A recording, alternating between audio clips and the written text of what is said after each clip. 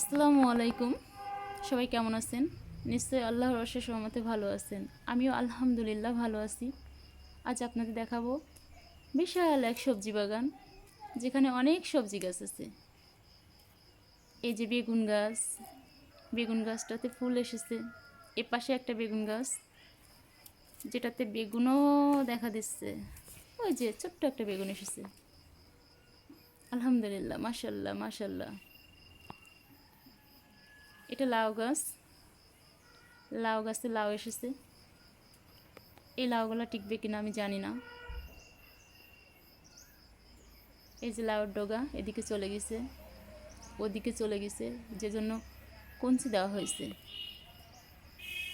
এই যে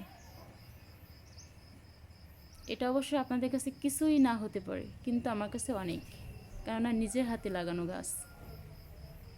অবশ্য যত্নও নেওয়া হয় না সেভাবে,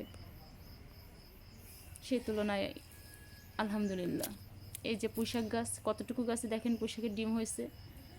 এটা খুলনাতে পুঁইশাকের ডিম বলে, আপনাদের নিজস্ব এলাকায় কী নাম বলে অবশ্যই জানাবেন। এটা টমেটো গাছ, টমেটো গাছে টমেটো হয়েছে কিন্তু নষ্ট হয়ে গেছে। এই যে এই টমেটোটা আমি তুলে এখন ফেলে দিব।